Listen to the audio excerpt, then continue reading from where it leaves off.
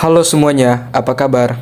Hari ini saya akan membahas sebuah buku yang sangat menarik dan relevan untuk kehidupan kita, yaitu The Physiology of Money, karya Morgan Housel. Buku ini bukan sekedar membahas cara mengelola uang seperti buku finansial pada umumnya, tetapi lebih dalam lagi tentang bagaimana psikologi, emosi, dan kebiasaan kita memengaruhi keputusan keuangan. Banyak dari kita berpikir bahwa kesuksesan finansial bergantung pada kecerdasan atau pengetahuan tentang investasi.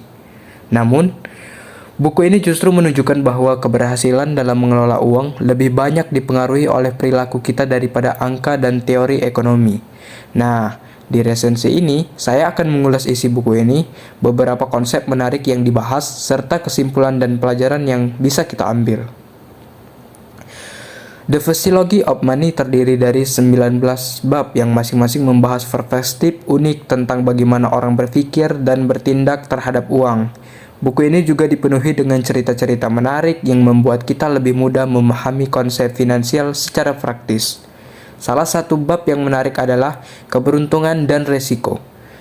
Dalam bab ini, Housel menekankan bahwa keberhasilan finansial tidak selalu hanya tentang kerja keras, tetapi juga tentang keberuntungan. Ia memberi contoh Bill Gates, yang bisa menjadi salah satu orang terkaya di dunia, bukan hanya karena kecerdasannya, tetapi juga karena kebetulan ia bersekolah di salah satu dari sedikit sekolah yang memiliki komputer saat itu. Namun di sisi lain, ada juga banyak orang berbakat dan pekerja keras yang tidak mencapai kesuksesan besar karena faktor risiko yang tidak dapat mereka kendalikan. Ini mengajarkan kita untuk lebih rendah hati dan tidak terlalu cepat menghakimi orang lain berdasar hasil akhir yang mereka capai. Bab lain yang menarik adalah jangan meremehkan kekuatan waktu.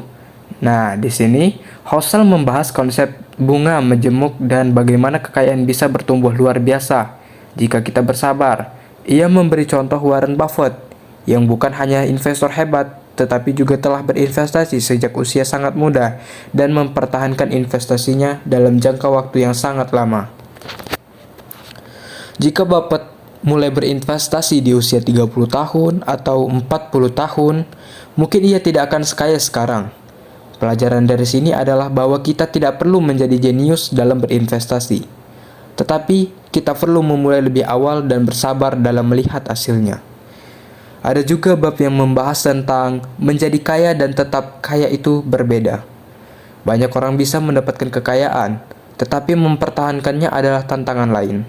Kunci utama untuk mempertahankan kekayaan adalah disiplin, kesederhanaan, dan pemahaman bahwa keamanan finansial lebih penting daripada gaya hidup mewah. Housel juga mengingatkan kita untuk tidak terpancing dalam gaya hidup konsumtif yang sering kali menjadi penyebab utama kehancuran finansial. Banyak orang yang terlihat kaya sebenarnya hidup dari hutang dan pengeluaran besar yang tidak seimbang dengan pemasukan mereka. Di bab lainnya, ia juga membahas tentang bagaimana emosi memengaruhi keputusan finansial.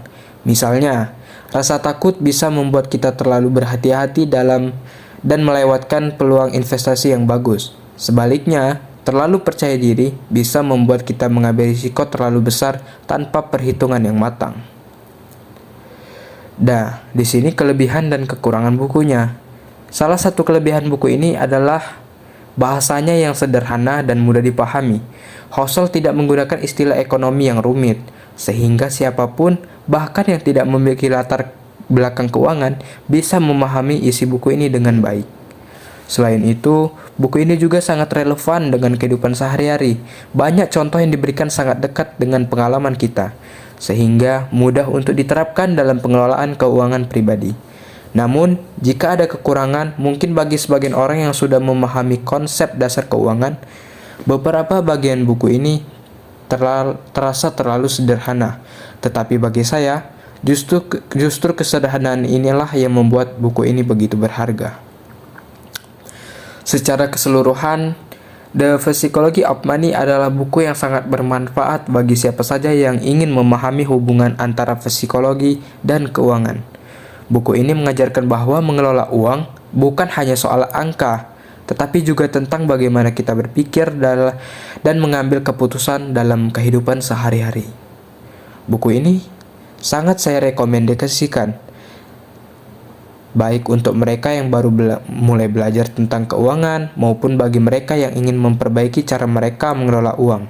Jika Anda ingin mengubah cara berpikir tentang uang dan membuat keputusan finansial yang lebih bijak, buku ini wajib dibaca.